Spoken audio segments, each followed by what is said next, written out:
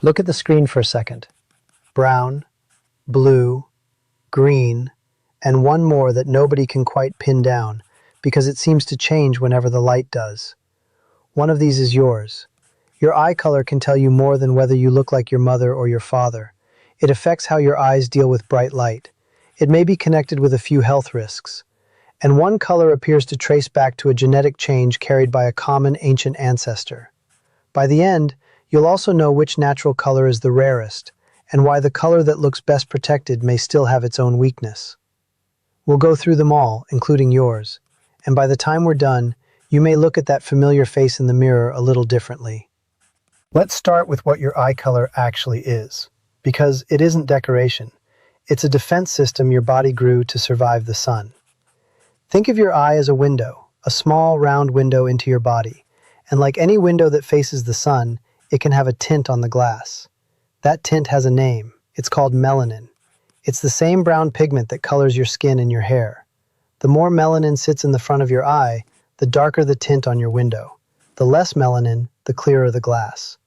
That's the whole secret. Brown eyes are not brown because of a brown color. They're brown because the window is heavily tinted. Blue eyes are not blue because of a blue color. There is no blue pigment in a human eye at all. Blue eyes are clear glass, and the blue you see is just light scattering, the exact same trick that makes the sky look blue. A clear sky has no blue paint in it, neither do your eyes. So here's the rule that T holds this whole video together. A dark tint blocks the sun, but it traps heat inside. A clear window lets the world in, but it lets the damage in too. Every eye color is a trade. You get something, and you pay something. That payment is what we'll call the sun tax. Nobody escapes it completely. Brown pays it one way, blue pays it another. The useful question is not which color is best, but what your particular eyes need from you. Let's go through the colors one at a time. Glance at a mirror, open your phone camera, or simply picture your own eyes. Find yourself in the story. We start with the most common color in the world, brown. If your eyes are brown, you belong to the majority of the human race. Around 79% of all people on the planet have brown eyes. In America, it's lower, about 45%, but worldwide, brown is the default. Travel through much of Africa, Asia, the Middle East, or South America, and it quickly becomes obvious just how dominant brown really is. And here's the part most people never hear. About 10,000 years ago, brown appears to have been the only human eye color. It wasn't one option among many, it was the original. Every blue, green, gray, and hazel eye seen today came later, through changes in the way our genes control pigment. So why brown? Go back to the window. Brown eyes have the most melanin, the darkest tint. And for most of human history, that tint was a gift. Our ancestors lived near the equator, under a hard brown, white sun. That heavy tint protected the back of the eye from the sun's most dangerous light, the same way dark sunglasses protect you on a beach. People with the most protection saw better, longer, and passed that gift to their children. Brown eyes are the eyes evolution built first, and built to last. But remember the rule, every color pays the sun tax. So what does brown pay? There is a catch behind all that protection. Studies, including the Blue Mountains Eye Study, have found that people with dark brown eyes may have a higher risk of some types of cataract as they get older. That's when the clear lens inside the eye slowly turns cloudy, like a window fogging up from the inside. At first, lights may seem too bright, or colors may look dull. Later, reading and driving at night can become difficult. Scientists aren't fully sure why darker irises were associated with this problem. One idea is that the darker pigment absorbs more light and heat over a lifetime, and the nearby lens pays part of the price. This does not mean brown-eyed people are destined to get cataracts. It means eye color may be one small factor among much larger ones, such as age, smoking, diabetes, steroid use, and long-term sun exposure. A brown iris is useful protection, not a guarantee. Now, before we leave brown, I have to deal with a color that isn't really its own color at all. Because look back at the screen. There was a fourth eye there, the black one. Black eyes. Here's the answer to an argument people have surprisingly often. There is no naturally black human iris. What looks black is usually brown taken to the extreme, an iris so packed with melanin that under normal light, you cannot tell where the colored part ends and the pupil begins. That effect is even stronger in photographs, where shadows swallow the small difference between pupil and iris. Put the same eye near a window or under brighter light, and the brown becomes visible. Sometimes it is deep chocolate, sometimes it has a reddish or golden edge that nobody notices from across the room. The deepest brown eyes carry the heaviest natural tint of all. But even that pigment is not a free pair of sunglasses. Very dark eyes still need protection from ultraviolet light, just like every other color. So that's the dark end of the scale handled. Now we move toward the light. And the next color is my favorite, because it refuses to sit still. Hazel, the chameleon. If you've ever looked in the mirror and your eyes seemed brown, then walked outside and they looked green, then put on a green shirt and suddenly they looked gold, you are not imagining it. You probably have hazel eyes. The iris is not actually changing color from hour to hour, but the effect can be convincing enough to make you check twice. About 5% of the world has hazel eyes. In America, it's higher, around 18%. Hazel sits between brown and green, with a medium amount of pigment spread unevenly across the iris and mixed with flecks of gold, green, and brown. One person may have a brown ring around the pupil that fades into green. Another may have tiny gold areas that only appear in direct sunlight. Morning light, evening light, the color of your clothes, and even the lighting at home can make different parts stand out. The pupil also changes size, revealing more or less of the iris at different moments. Your eyes are not changing, the light around them is changing what you notice. Hazel sits on the lighter side of the scale, which usually means less natural protection from glare than dark brown. Two people can both call their eyes hazel and still have noticeably different amounts of pigment, so this is not a perfect dividing line. There's one more cousin in this family I should name, because some of you have it and never had a word for it. Amber eyes. A solid, glowing, golden honey color, like a wolf or a cat. No flecks, no mixing, just pure, warm gold. Amber is its own thing, about 5% of people, caused by a yellow pigment instead of brown. If your eyes have been called gold, honey, or like a lion, that's amber. Now you have the word for it. So we've gone from the darkest window to the shifting one. Now we reach the rare air. The next color is so uncommon that most people go their whole life having met only a handful of people who carry it. Green. Of all the main eye colors, green is one of the rarest on the planet. Only about 2% of all humans have green eyes. In America, it's a bit higher, around 9%, but worldwide, true green is unusual. In a random crowd of 100 people, you might be one of only 2. So why so rare? Green is clear glass with just a whisper of tint. A little more melanin than blue, far less than brown, plus a touch of that golden pigment. Light scatters through the lightly tinted glass and comes back green. It takes a very specific, narrow genetic combination to land exactly there. Not brown, not blue, but green. Most of the time, biology overshoots into brown or undershoots into blue. Green is the bullseye almost nobody hits. Green eyes show up most often in places such as Ireland and Scotland, but true green is rare even there. Gray may be rarer still, although it is difficult to count because gray eyes are of 10 grouped with blue.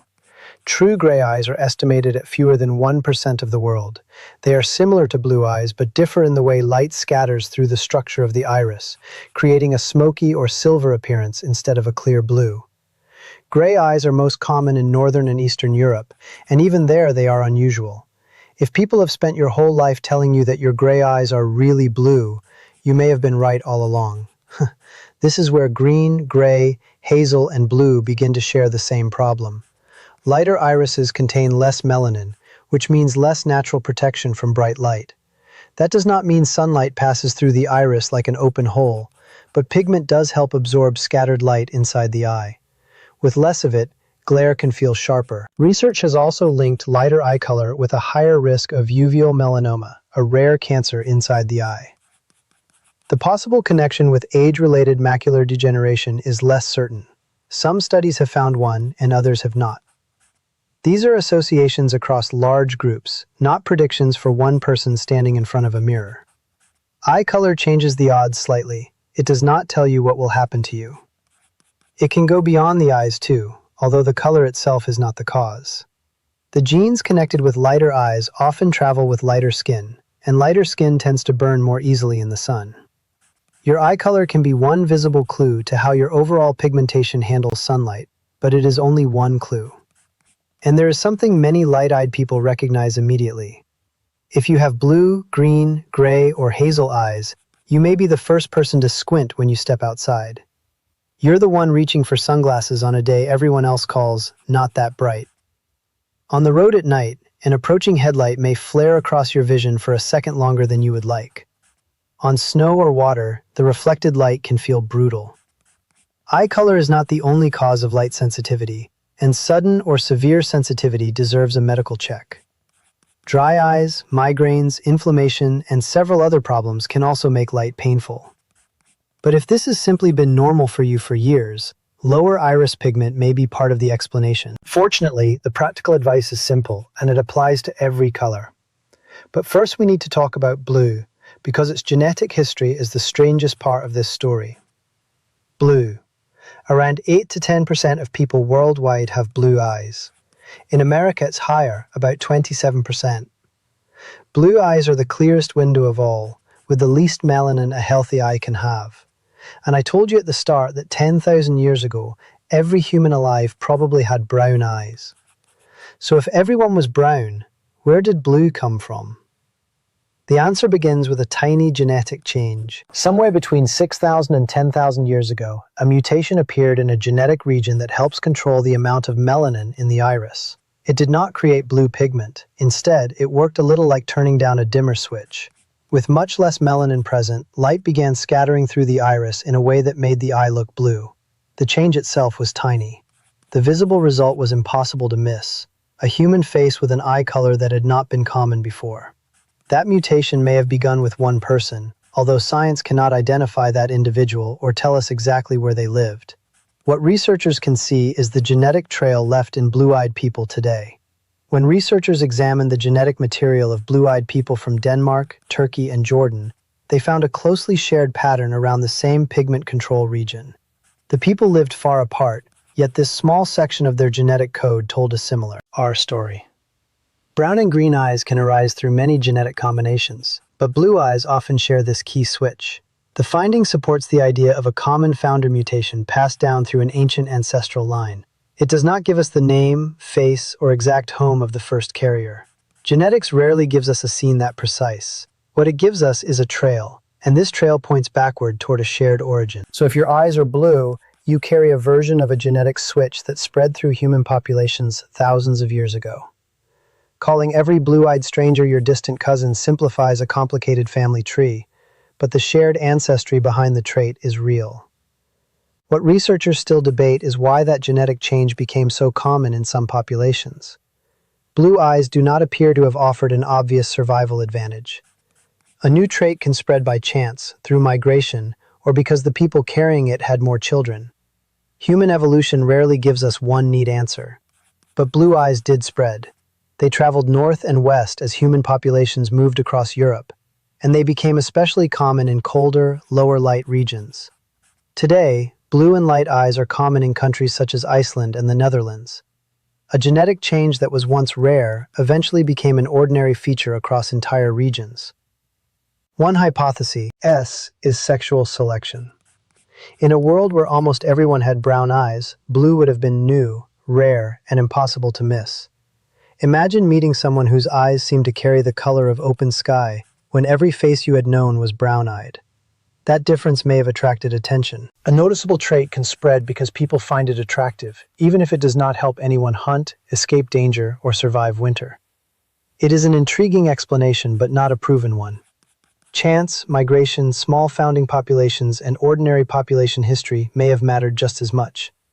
The honest answer is that blue eyes survived, spread, and became common in some regions, but no scientist can give us one clean reason why.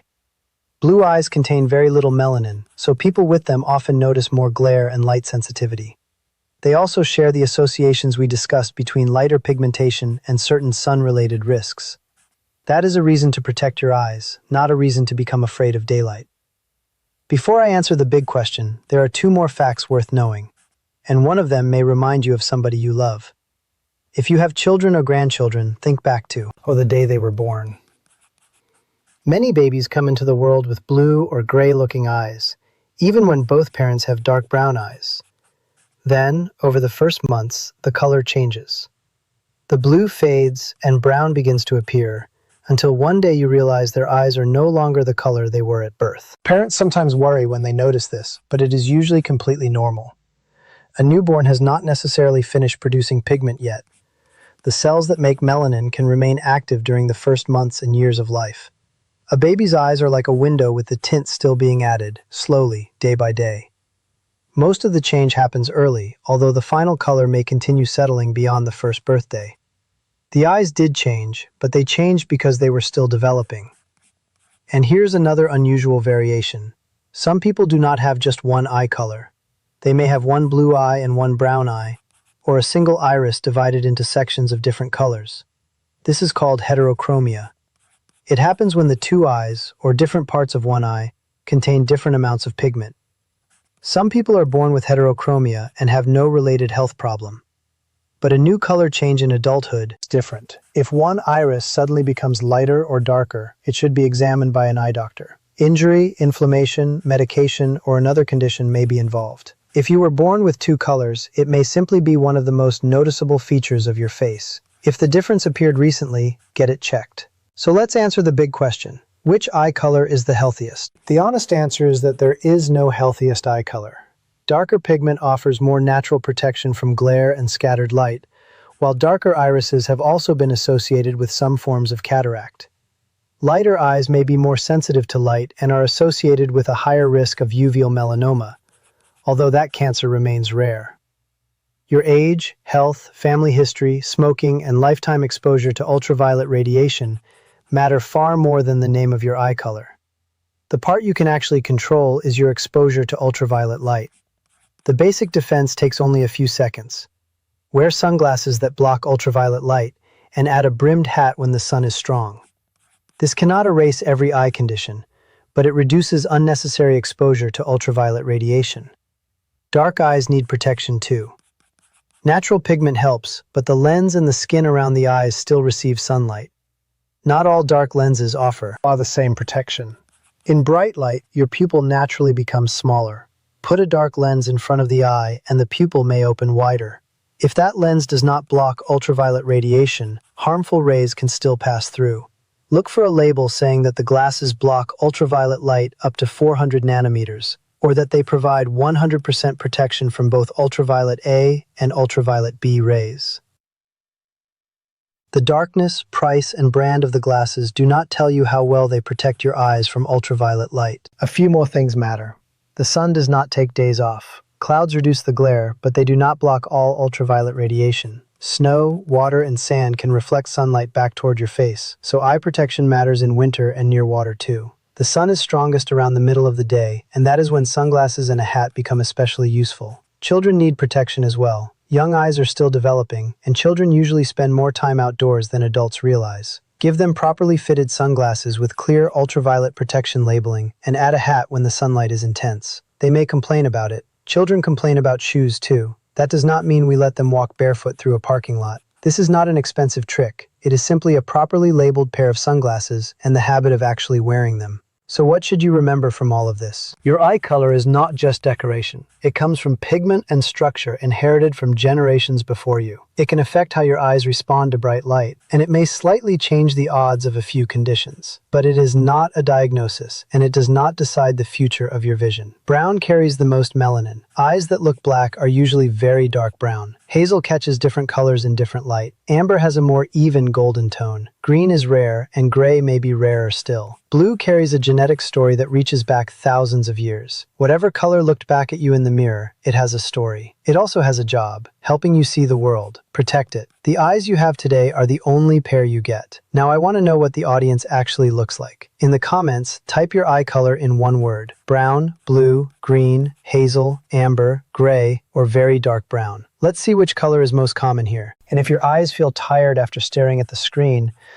look across the room for a moment and blink a few times. Give them a break. They still have a lot left to show you.